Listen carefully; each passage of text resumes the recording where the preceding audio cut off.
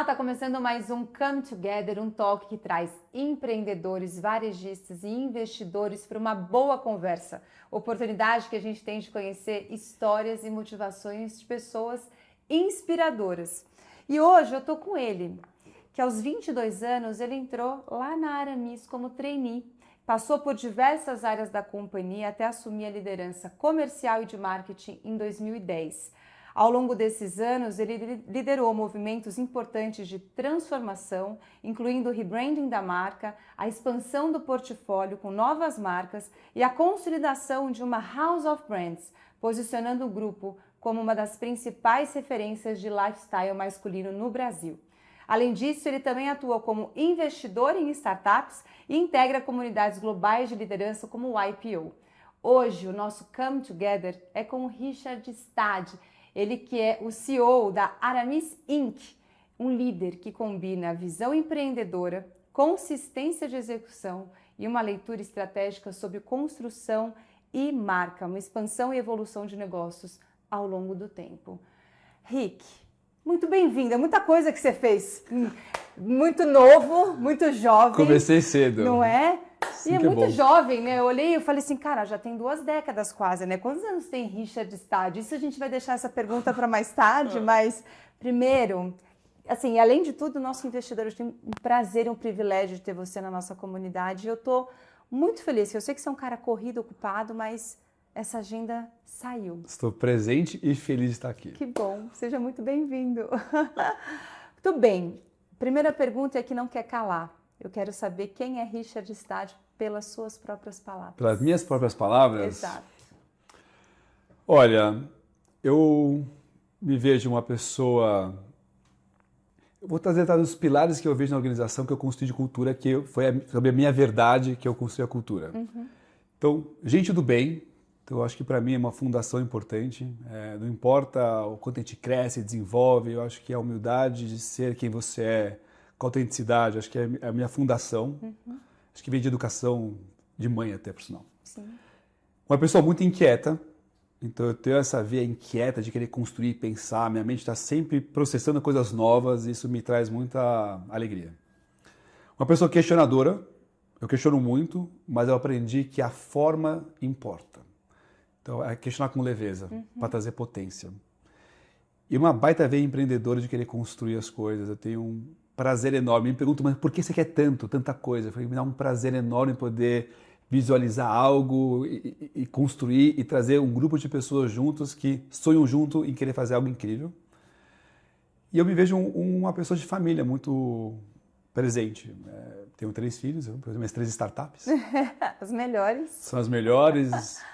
E eu vejo o quanto acho que a gente é exemplo para as nossas atitudes, como a gente lida com o mundo nas situações mais cotidianas. Isso me traz sempre essa reflexão muito profunda dos meus valores, que eu acredito que eu quero passar assim para quem está perto de mim. Então eu me vejo muito com essas características assim, e de uma maneira muito leve.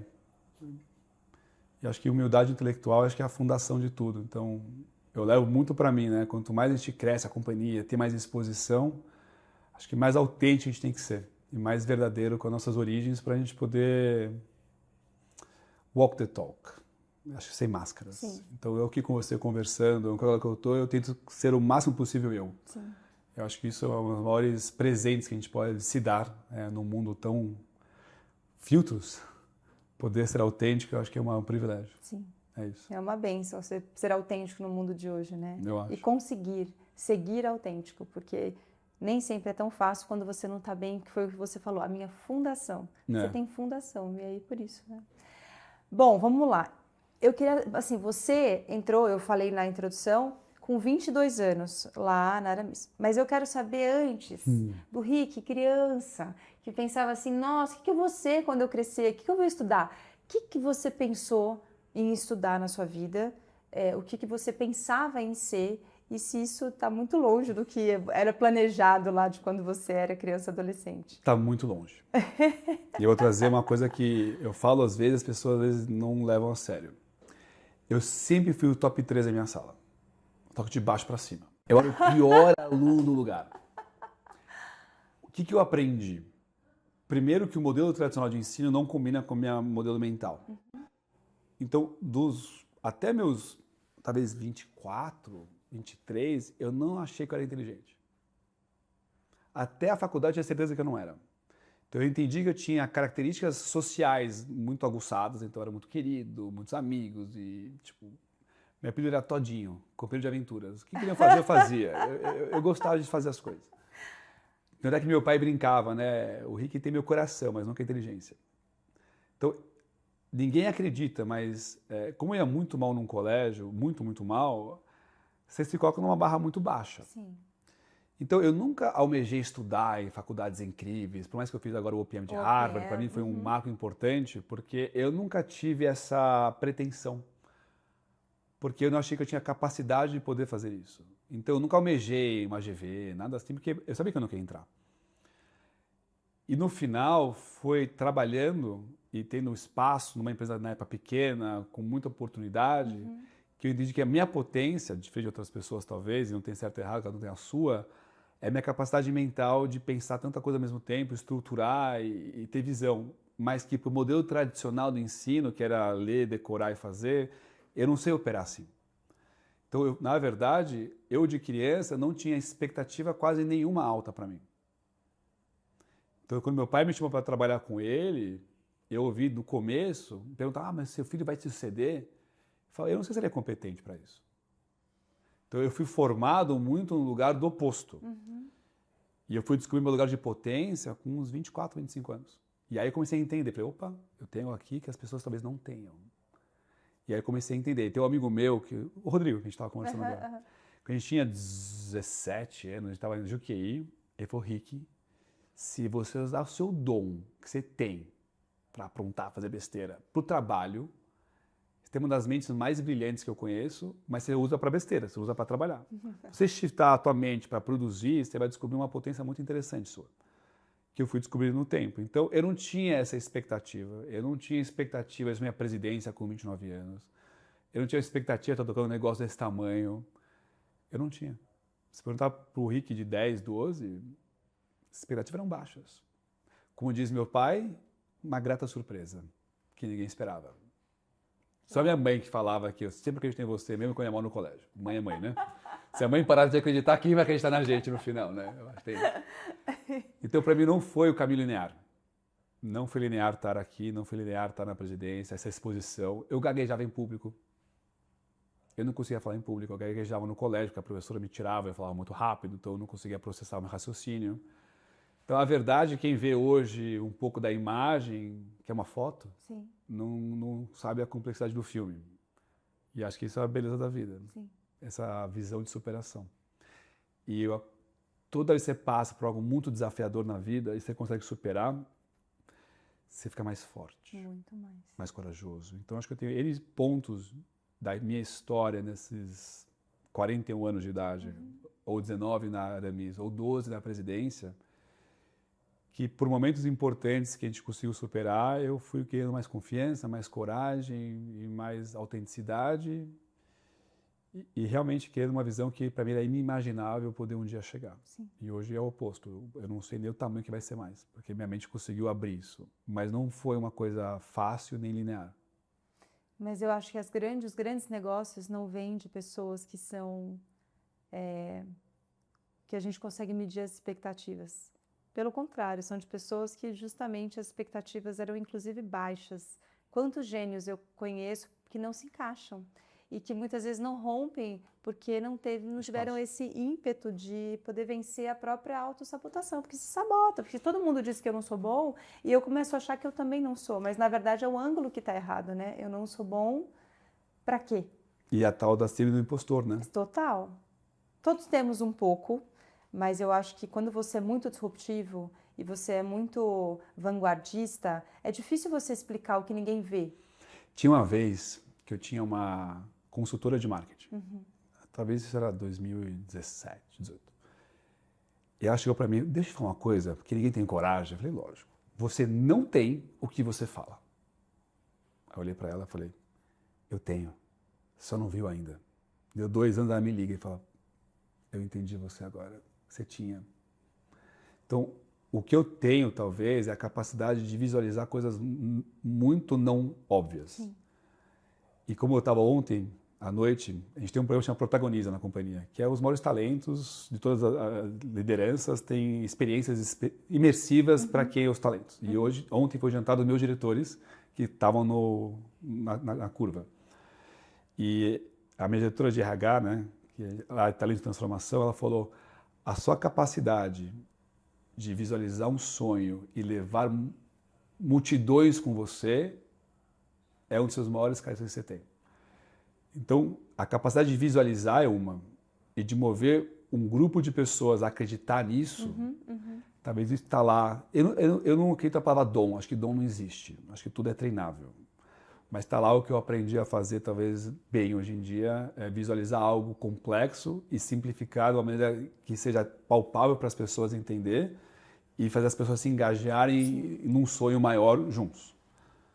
Mas também foi tudo uma forma de aprender fazendo. Então, a minha metodologia de ensino é o aprender fazendo. Me siga pelo exemplo, vem comigo, vamos embora. E a capacidade... Engraçado, né? Porque no final, tudo tem luz, tem sombra. Então, a sombra de ir mal no colégio a vida inteira trouxe uma luz que talvez as pessoas não percebam. A minha capacidade de pegar coisas que me interessam, ou exemplos de coisas que me chamaram a atenção, e implementar com muita velocidade a minha rotina, é um diferencial que eu tenho. Então, se eu li alguma coisa num livro que eu gostei, eu vou pôr na prática. Se eu vi alguém numa bate-papo que chamou atenção, eu vou colocar para rodar.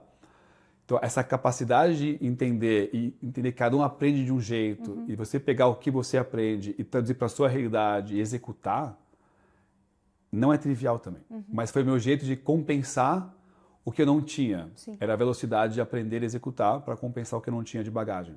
Até porque eu peguei cadeiras muito cedo na companhia. Total. Eu quero saber sobre isso. Sim, porque vamos falar. eu quero entender como é que se deu. Porque assim, era inclusive a minha próxima pergunta aqui, né? O varejo entrou, você teve uma experiência pregressa, Aramis, que foi curta. 1 ano e meio de estagiário da Palme. E aí assim, nem durou lá, porque não durou, por quê? Porque como é que foi essa sua passagem? Você foi para Aramis, que não foi de forma óbvia. E aí eu quero entender, eu quero saber essa história. Boa. Primeiro que eu quero saber é o seguinte. Manda. Porque eu fiquei pensando, o Rick é filho, é primo, é parente? Como é que é essa história familiar dessa empresa? Me explica dessa estrutura e depois como é que você entra nisso. Meu pai fundou a Aramis, meu pai tinha um sócio por 41 anos, no outro negócio. E tudo que eles faziam juntos. Tá. Mas alguns negócios meu pai tocava, outro sócio tocava, algumas eles tocavam juntos. Então a Aramis nasceu como dentro dessa holding que meu pai tinha com o sócio, mas sempre meu pai que tocou, o sócio dele nunca participou. Então, familiar, porque meu pai que fundou o negócio, eu fui estagiário da Palme e não era óbvio que eu ia trabalhar com ele. Por mais que a gente já conversava sobre o tema, mas como eu tenho o meu background talvez não tão de sucesso, eu tenho uma irmã. Uma irmã mais velha, mais nova? Mais velha, 1 ano e 8 meses. Ela chegou a trabalhar antes que eu, ela entrou uns 6 meses antes que eu, ficou uns 3 anos e acabou saindo. Porque no final, trabalho em família tem suas complexidades importantes. Sei muito bem. Então, infelizmente, ela acabou saindo depois de uns 3 anos e eu acabei entrando 6 meses depois e fiquei. Então, eu fui estagiário da Palme por 1 ano e meio e acho que nesse momento, acho que meu pai olhou e falou, olha, não é que talvez tenha alguma coisa aí? Porque eu estava indo bem no estágio, querido, pegando mais coisas para fazer, estagiário, né, também, mas tinha um valor lá. Sim. Aí ele falou, Rick, você quer vir trabalhar comigo? Eu falei, eu quero, só que eu tenho uma condição. Eu falei, eu tenho 22 anos, acabei a faculdade agora, me dá 6 meses, o que você quer fazer? Eu fiz uma volta ao mundo sozinho, né? Poucas pessoas sabem. Só que eu fiz uma volta ao mundo sozinho quando não tinha smartphone. Então eu tinha que ir para a Lan House mandar e-mail. Meu Deus. Então, Índia, Camboja, Laos, Vietnã, todas essas regiões em 2007, sem internet. Quer dizer, sem um smartphone, internet na Lan House. Então eu fiz esse puta rolê incrível. Então imagina, eu vivi numa bolha a vida inteira, né? A bolha que a gente vive. E eu me caí num mundo sozinho, assim, histórias malucas. Na Índia, 1 da manhã, chegando sozinho, sem hotel, sem nada, onde ficar, nada.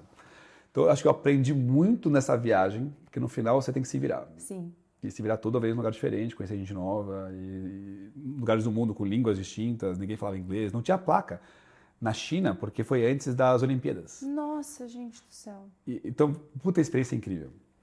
E de lá eu caí na Aramis.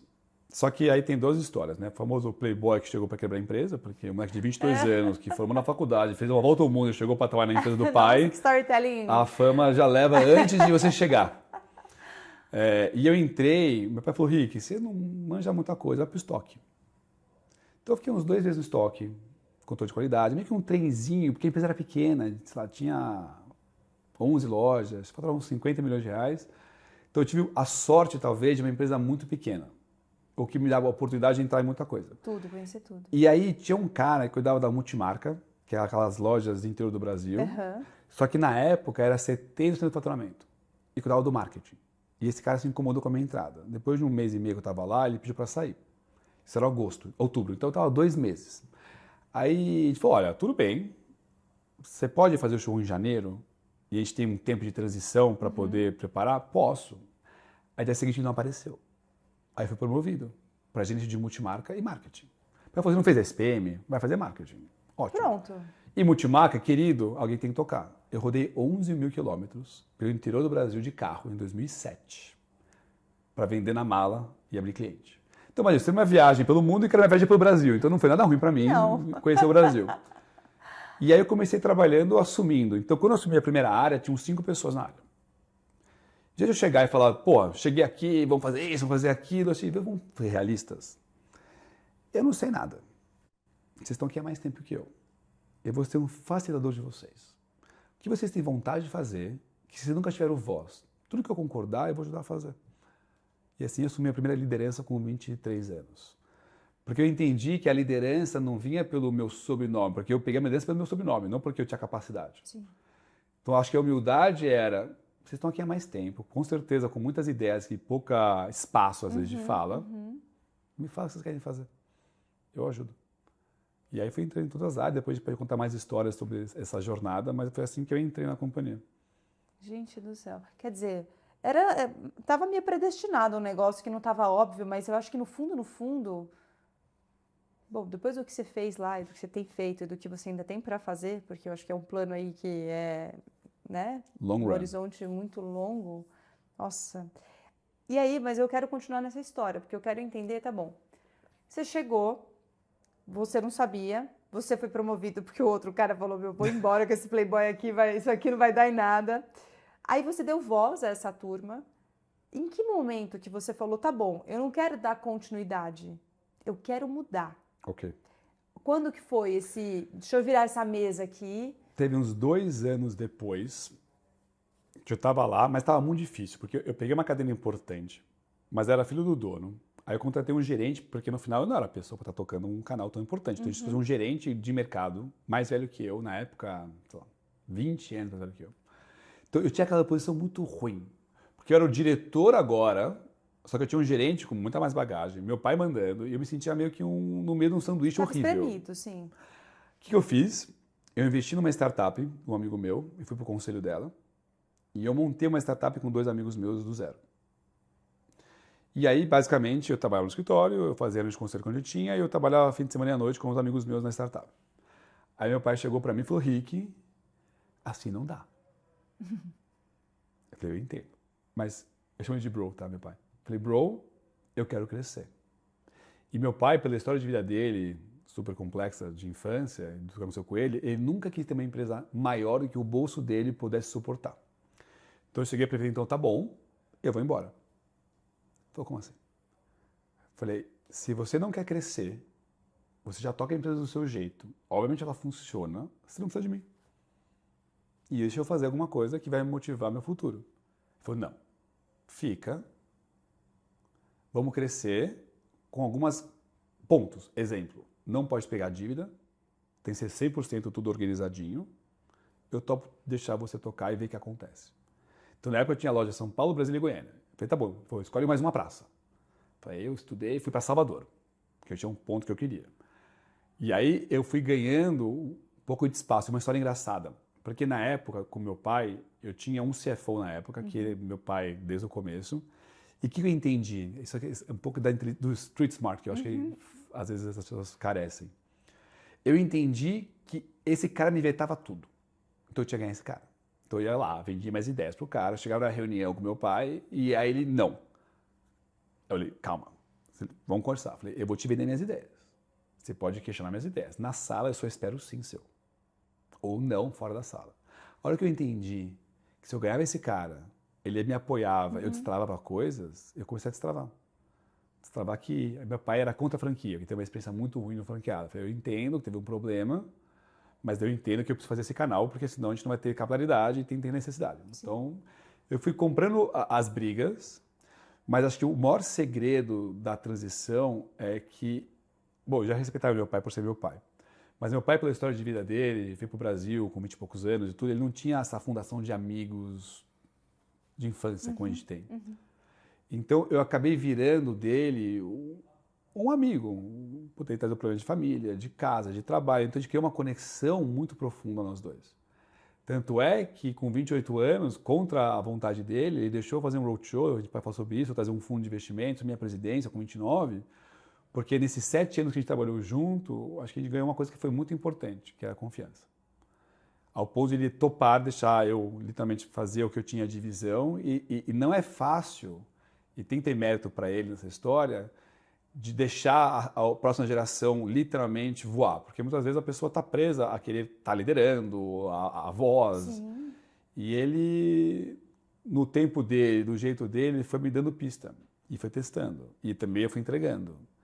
Mas teve vários pontos nessa jornada que, obviamente, eu nunca me imaginei estar em 2026 no que a gente tem hoje em dia. Mas teve vários momentos importantes dessa jornada que me fizeram quebrar isso na minha mente e me permitir sonhar mais.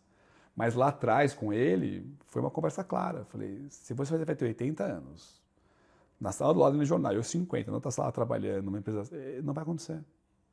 Não vai acontecer. Eu falei, ou você me dá espaço para poder construir e crescer, ou eu vou sair. Ele falou, não, quero que você fique. Então vamos alinhar uma coisa que te dê conforto na velocidade, mas que me dê também uma vontade de poder ver que faça o sentido, né? E que eu descobri é que a Aramis, né, Inc., hoje em dia, ela me proporcionou me desenvolver como pessoa, como ser humano, como executivo. Então, talvez eu tive sorte nessa história, e eu acho que sorte é importante. O que é sorte? É oportunidade e competência. Sorte. Eu tive sorte de ter entrado numa empresa legal, com muita oportunidade de desenvolver e com uma vontade de querer fazer. Talvez, se um dia meus filhos querem trabalhar comigo um dia, o Baixo tem 10, o mais velho, que ele tem com 22, se for a Aramis Inc. ainda que vai ser, é uma empresa tão grande, tão complexa, que não tem como ele passar pelo que eu passei. Sim. O treino das áreas, se enfiar nos... Não tem, todas as áreas têm diretoria, tem executivos, tem estruturação, tem jornadas, tem tudo desenhado. Então já não é mais trivial. Então acho que eu tive a oportunidade de estar numa empresa que tinha potência, tinha espaço, pude me desenvolver como ser humano, como líder, aprender na raça fazendo. Então acabou tendo um privilégio de ter tido essa jornada. Que óbvio que tem momentos desafiadores e mais do que alegres muitas vezes. Mas é a história como foi criada. O que você acha, assim, pesos e medidas de legado e inovação? Porque você falou várias vezes que do respeito que você tem pelo teu pai. E o bro é dessa broderagem mesmo, de ser brother dele. Imagina ele que não era um filho só, eram 2, porque era o filho dele também. A empresa era aquilo que ele tinha. Imagina ele pegar e dizer assim, tá bom, eu tô dando aqui para você, para o meu outro filho que vai poder também... São 2 independências simultâneas, é difícil. E aí eu queria entender o quanto que você, até hoje, pesos e medidas entre legado e inovação. O que você preserva e o que você acha que tem que ser quebrado e que, pô, se não mudar, não vai crescer. Primeiro, meu pai, o dia que eu falei, falou, isso chama Aramis, mas não é Aramis mais. Porque é uma outra empresa. Isso foi de anos atrás, hoje então é uma outra. O que eu aprendi? Vamos pensar nos cases de sucesso de marcas centenárias. O maior segredo que existe é marcas que têm história, têm legado, mas que estão sempre conectadas aos novos tempos. Não tem marca velha, tem marca nova, tem marca não atualiza. Só que eu aprendi na dor isso. Foi na dor que eu aprendi, não foi na alegria. Sim. Então, o que eu trago? E isso é fundação. Primeiro, qualidade de produto. A gente não abre mão. Veja bem, não tem Veja bem. qualidade não é uma discussão. Manter uma empresa com margens estruturadas, com pouca liquidação como estratégia. Tratar bem fornecedor, não é espremer todo mundo no limite, é ter parcerias longas, tratar bem as pessoas. Então, acho que essa fundação que foi criada, isso não existe, isso é código da companhia. E o que eu aprendi estudando sobre cultura é que a fundação da cultura, que são os códigos de estrutura, nunca podem mudar. Como assim? Assim como um CEO, qual o maior problema dos CEOs, do líder hoje em dia? Teve até no SXSW, a Sally estava lá, e teve o Adam Grant com a Brené Brown, que falou o maior desafio hoje é os CEOs narcisistas. Que eu acho que é esse momento? É quando você sai dos seus códigos de origem e você entendeu que você subiu um patamar que você pode ser o que você quiser. Que eu acho que é onde as pessoas se perdem. Então, a cultura da organização é pautada exatamente na mesma mentalidade. Acho que o que é a estrutura dos valores, eles têm que ser realizados porque isso faz parte do legado. Sim. Todo o resto, você tem que se permitir desconstruir para construir quantas vezes forem necessários. Então, eu falo que uma organização é um sistema complexo, que se autorregula pelas relações das pessoas. Dos meus 19 de Aramis e talvez 12 de presidência, eu devo ter quebrado uns 6 sistemas. Alguns conscientes, alguns inconscientes, e agora com a consciência do conceito com mais clareza. E eu sinto que a gente está quebrando mais um sistema agora. E o interessante de uma quebra no sistema é você manter os valores, quebrar o sistema que rege a companhia, com uma visão de futuro, e as relações das pessoas têm que ser cuidadas para direcionar para esse movimento, senão o negócio se perde. Aí volta o poder da cultura. Então, para mim, ficou claro o que é essência. Isso eu nunca vou abrir mão. Mas também ficou claro que todo o resto eu estou disposto a desconstruir. A companhia, ou eu, se for necessário, que é necessário quase toda hora, para poder ser a pessoa certa liderando uma companhia que tem visão de futuro. Sim. A gente fez pesquisa de engajamento na companhia. E a nota mais alta que a gente tem na pesquisa, acho que foi 94, 96, é acreditar na visão de longo prazo. Isso. Se não for vindo de um líder que as pessoas também admiram e acreditam e confiam. Não tem. E é o mais difícil. Ainda mais no mundo que a gente estava conversando agora sobre AI, tudo mudando ao mesmo tempo. Aonde vai estar o varejo de 5 ou 10 anos? Sei lá eu. Não tenho como saber. A certeza que eu tenho é, independente de onde vai estar, a gente vai ser um dos primeiros a se adequar a essa realidade. Sim. Então é Darwin, não é o maior, é quem se adapta melhor. É isso. E é um mundo de adaptação. Só que a adaptação, ela parte do pressuposto de você quebrar suas verdades absolutas. O que te levou até aqui, talvez não te leve para o futuro. E as pessoas têm dificuldade de quebrar isso. Eu tenho facilidade. Porque eu tive que quebrar tantas vezes dentro de mim. Sim. Porque eu peguei tão cedo, tanta coisa complexa. Eu tive que me quebrar tantas vezes no caminho, que para mim é quase meu default. Sim. Mas para as pessoas não é. Mas é que eu acho que para você foi uma alegria tão grande se redescobrir e que não tem problema se tiver que, né, pegar ali o que sobrou, fragmentar e construir de novo, porque você tá se reconhecendo todos os dias. Para você já é o que você falou, quando você supera algo na sua vida, você é forjado. E aí quando você é forjado, cara, pode vir. Que o que vier, eu estou preparado, porque eu já passei por isso e vou passar por várias vezes.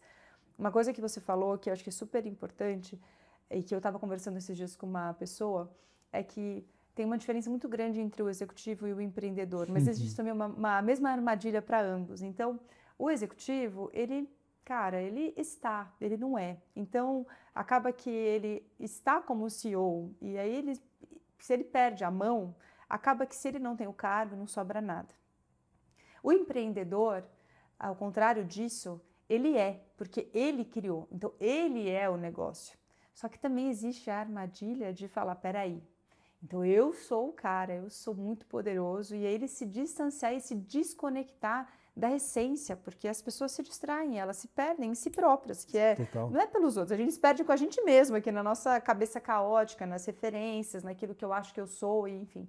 Então esse eu presa, né, essa coisa de eu sou, hoje, se a gente falar de Aramis, de Urban, de Aramis Inc., a gente vai falar de Rick, a gente vai falar do que tem, é você todinho ali. A gente vê uma marca inquieta, a gente vê uma marca que você vê que está o tempo todo querendo inovar, que você olha o sortimento no dia, daqui a pouco já tem outras coisas, já tem coisas sendo inovadas, você vê um atendimento preocupado, então é você todo ali. E aí existe essa linha muito tênue entre, tá bom, olha tudo que eu já fiz, mas não ter o problema de se eu errar eu vou ter que voltar e fazer de novo e ter a humildade. Mas também tem aqueles outros empreendedores que, por tanto terem feito, se perdem e se desconectam. E aí isso é o maior perigo. E é isso que a gente tem visto muito no mercado, né? Então, eu quis fazer esse paralelo porque eu estava falando exatamente sobre isso, sei lá, uma semana atrás com uma pessoa e realmente, quando ela falou para mim, Flávia, eu sou uma executiva e eu estou, porque se hoje me faltar o cargo, amanhã eu paro de ser convidada para ir em tal lugar, já não sou mais ninguém. Agora, quando você é o empreendedor, isso é você. E aí essa distração ela pode ser muito mais perigosa e ela pode ser muito, muito assim, talvez fatal, inclusive para o negócio. Então, 200%. Ouvir sobre a sua fundação da humildade e sobre não ter problemas em quebrar o sistema e voltar e estar lá, e que as pessoas não fazem pela empresa, mas também fazem por você, porque confiam. Eu falo isso para o meu marido todo dia, eu falo, olha, graças a Deus a gente tem hoje uma condição boa, você, né, tem tudo, mas eu confio tanto em quem você é, porque o que você carrega é muito maior do que o que você tem. Então, se a gente ainda perdesse tudo, que tudo desse errado, eu confio tanto em você e eu sei que você confia em mim que a gente faria, talvez, não sei, mas a gente faria algo acontecer de novo, ainda que fosse do zero. E acho que é essa a relação que a gente tem que criar com as pessoas para que a gente... Eu fiz um podcast no sábado. Sábado não. Ele é um homem em podcast, né, gente? É um homem que é serial em podcasts. Me conta coisas inéditas aqui, Henrique. Porque é muito inédito, então, por sinal eu tô adorando, porque são perguntas não triviais. Que bom. E o podcast dele, que tem uma mentoria dele, era como equilibrar a mentalidade de executivo e empreendedor, que são opostos. Sim. E ele falou, Rick, você é uma das pessoas que eu mais conheço que consegue ter os dois chapéus bem estruturados. Então, eu tenho a capacidade de execução de um bom executivo e a visão de um bom empreendedor. E como você equilibra esse chapéu? Ele falou, mas como você equilibra esse chapéu? Aí eu falei, a minha cabeça está sempre pensando no longo prazo, que é a visão do empreendedor. Sim. Só que eu aprendi que para ter visão tem que saber executar bem um plano, porque no final nada vem sem boa execução. Então eu aprendi a ser uma pessoa que toca bem o dia a dia. Porque no final você falou, né? Às vezes o executivo tem a visão do curto prazo ou do bônus. O empreendedor tem às vezes o sonho do longo prazo, mas esquece que no final tem que construir e tem que deixar o pé no chão. Uma coisa que eu faço muito, e eu gosto, é ir para a natureza. Eu gosto muito da natureza. Eu gosto de ficar descalço. Eu acho que o conceito do grounding, de pôr o pé na grama, na terra, no mar.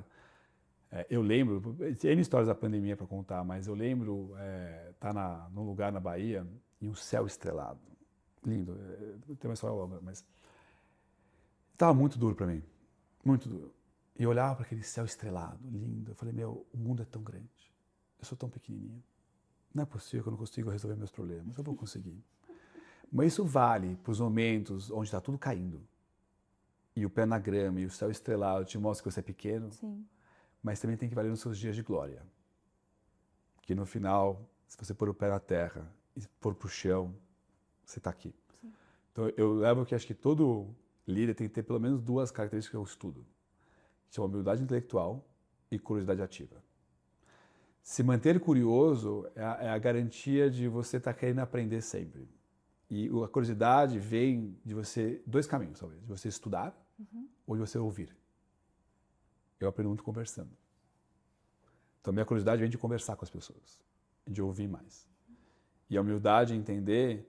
Ele me perguntou, o que você acha que é melhor que todo mundo que você está nessa cadeira? Eu falei, eu não sou melhor que todo mundo.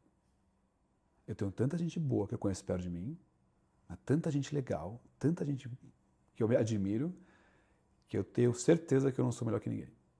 Talvez eu tenha algumas características que me trazem algum diferencial, mas longe de ser melhor que as pessoas. E o tamanho de uma empresa não pode falar que eu sou melhor ou pior, porque as pessoas que eu tenho em volta eu admiro pra caramba. Sim. E quando eu estava almoçando com um amigo meu ontem, eu gosto muito dele, a empresa dele é 10 vezes maior que a minha. Cara, como não sentar com um cara e se aprender? Eu acho que o legal é a humildade de aprender com todo mundo. Ah, mas tem uma marca menor, quer marcar um café com você? Eu marco, eu converso. Se eu ajudar a pensar, acho que eu trouxe valor e eu sempre vou aprender uma coisa nova. Sim. Porque eu vou conversar com alguém que talvez está em outra realidade do que a minha está. Então, se você conseguir fazer isso com disciplina, eu acho que você consegue ser tão mais presente, tão mais humilde no final. E para mim, acho que eu não vejo ser diferente. Até nesse ontem no meu protagonista lá, o meu CFO estava 12 anos comigo e falou, Rick, isso é que você nunca pode perder. Essa é a sua maneira de ser. Eu falei, mas isso não está para ser questionado, porque sou eu. Está para ser vivido. Sim. E tudo tem luz e tem minhas sombras também. Sim. E é a vida. E está tudo bem. Sim. É a beleza. É a beleza de tentar resolvendo algumas coisas que a gente precisa ainda, porque se a gente não tem dificuldades, a gente não tem propósito. Mas a beleza de reconhecer naquilo que você é bom, que é a sua potência, que foi o que você falou. Mas ouvir hoje é uma dádiva, ninguém quer.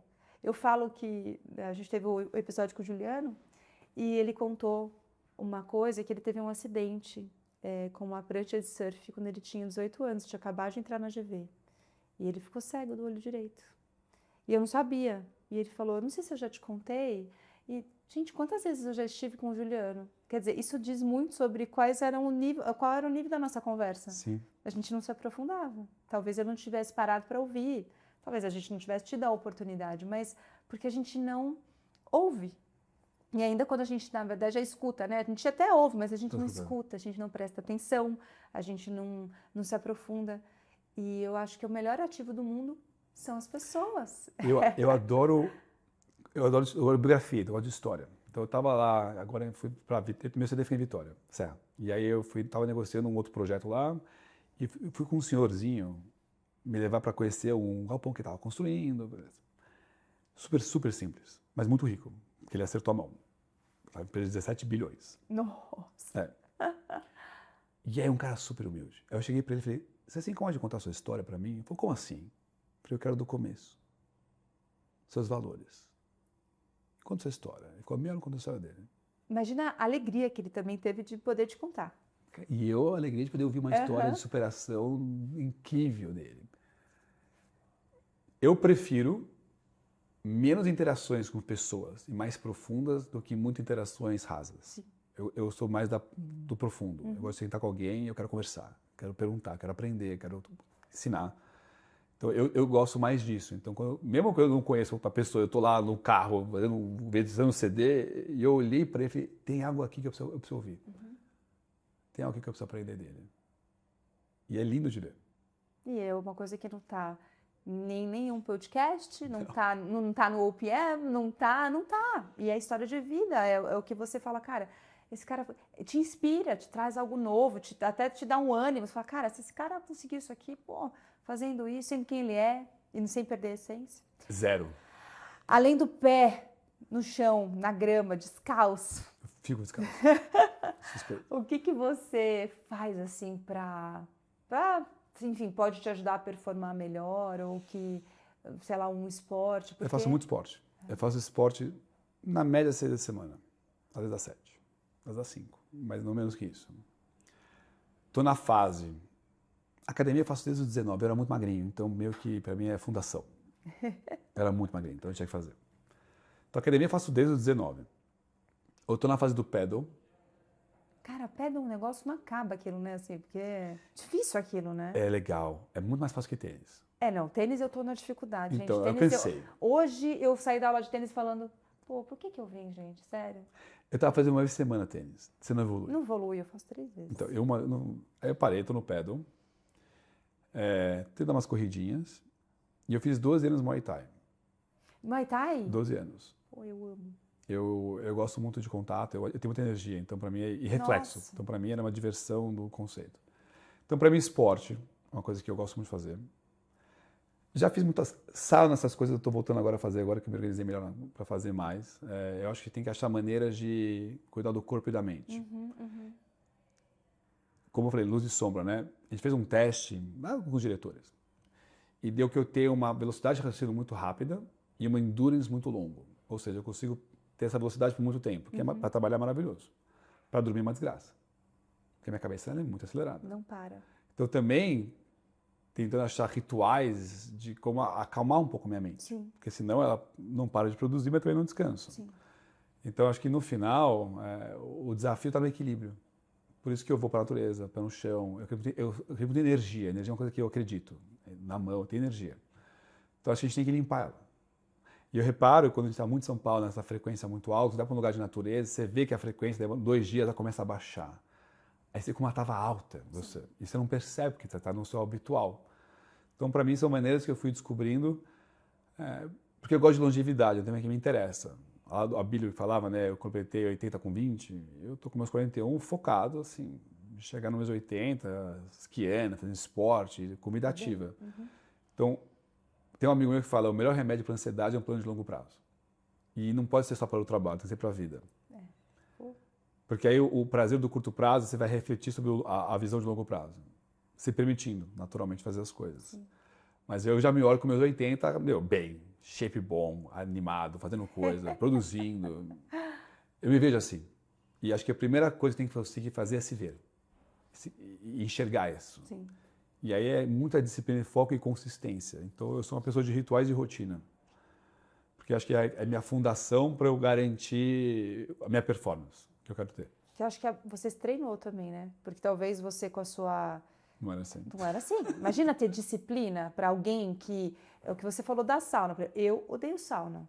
Porque eu fico lá, falo, meu Deus, o céu não acaba nunca, meu Deus, eu vou morrer. Ai, Senhor, meu Deus. Eu fico desesperada, porque aquilo vai me dando um negócio, porque eu quero, parece que preciso fazer alguma coisa.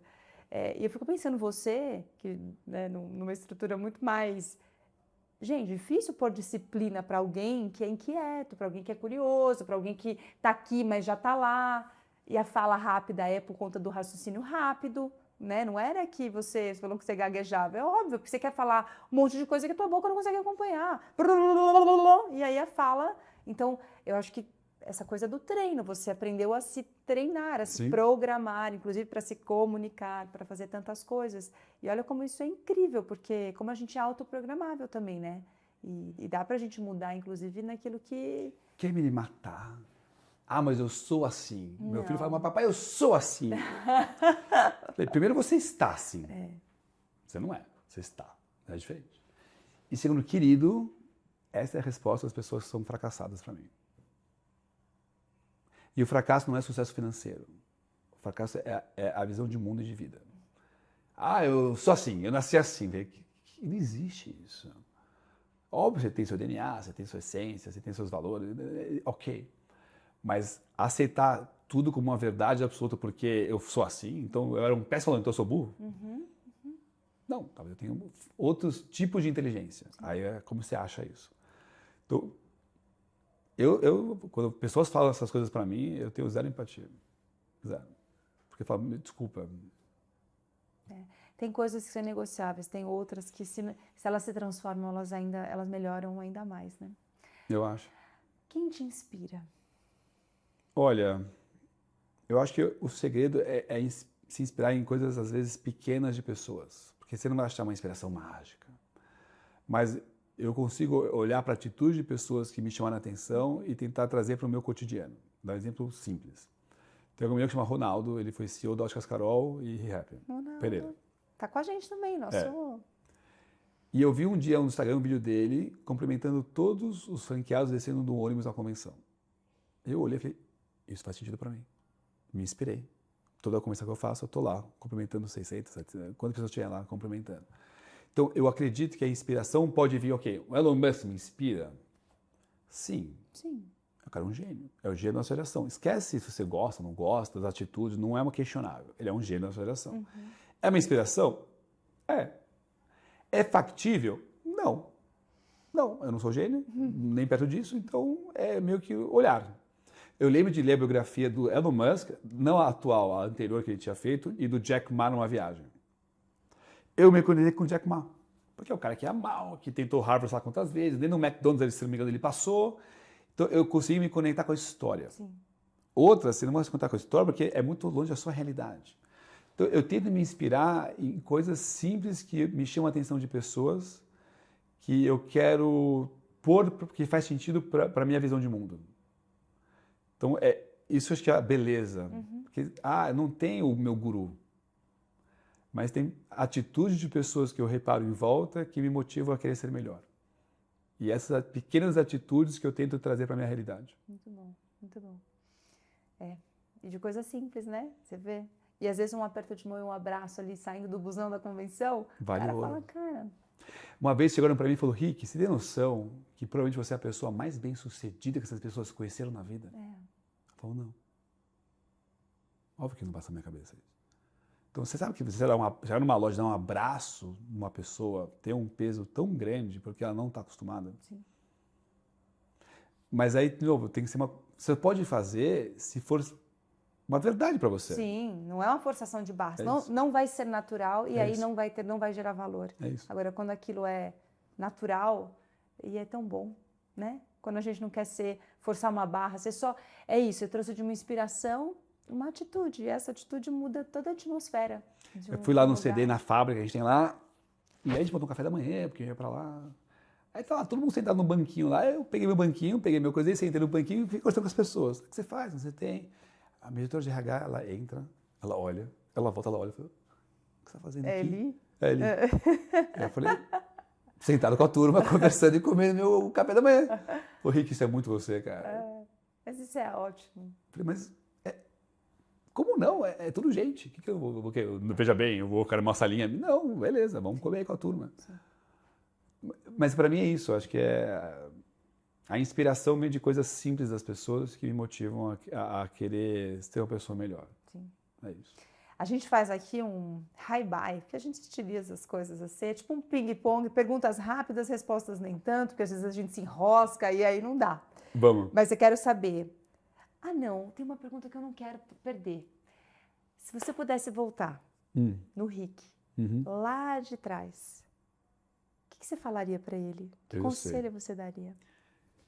Eu tive consciência na pandemia, foi meu presente na pandemia que eu me dei. Ser mais leve comigo. Eu fui muito duro comigo. E não precisava. E no final, o que eu aprendi é que a gente trata as pessoas como a gente se trata. Então, eu me tratar duro, eu tratar todo mundo em volta duro. Você não vai tratar ninguém melhor que você se trata, é natural. Então, eu olharia e falaria, cara, vai dar tudo certo. Enjoy the ride. Porque vai ser uma viagem muito louca. Muito bom. E curte, porque... Isso é uma coisa que eu aprendi também no final, a minha capacidade mental, se o problema não existe ou não é hoje, eu não penso. Porque eu entendi que as pessoas gastam tanto tempo da energia pensando em coisas que não vão acontecer. Você perde a intensidade de colocar no que hoje vai trazer solução. Sim. Ou potência. Então, isso é uma coisa que eu aprendi também com essa experiência. Sofrer por antecedente de coisas que eu não sei vai acontecer, para mim não faz sentido na minha cabeça. E meu pai tem essa visão muito mais de sofrer disso. Aí eu olhei, querido, esse problema não é meu. Mas Rick, não é meu. E o dia que chegar ele, eu também vou resolver ele. Mas essa coisa não é minha. Pode levar embora. Então, acho que são meus aprendizados que eu levaria para mim, são essas duas coisas importantes. E não é ser só negligente, porque às vezes as pessoas, você tem que pensar nisso. Não, tudo bem, mas assim, ele ainda não é meu. Eu não tenho esse problema hoje. Amanhã, Se tiver. Né? Se tiver, resolve. Para cada dia basta o seu mal. E vou falar que talvez 80% dos problemas não aconteceram. Pois é. Ou seja, era ter uma energia, e como eu gosto de energia, chamar intenção e energia em coisas que não trariam potência. Sim. E o que traria potência hoje, eu não ponho energia, que vai transformar teu negócio ou sua vida. É isso. Então, acho que esses dois aprendizados que eu traria. Muito bom, muito bom. O Rick lá de trás agradece você ter... Hoje em dia, sim.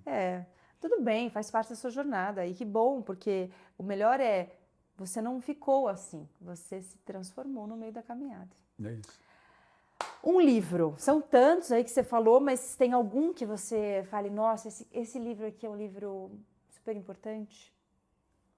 Olha, eu gostei muito do livro The Ride of a Lifetime, esse da Disney, Bob Iger. É um livro que mexeu comigo, muito na visão de como construir uma plataforma com cultura, com alma, valorizando as pessoas. Então, lá me trouxe uma visão interessante. Eu leio muita biografia, eu gosto de histórias. Acho que histórias me conectam comigo. Então, tem várias. Acho que A Regra Não Tem Regra, da Netflix, me conectou com muito visão de cultura. O das Apos, Delivering Happiness, mudou minha mente em como contratar pessoas.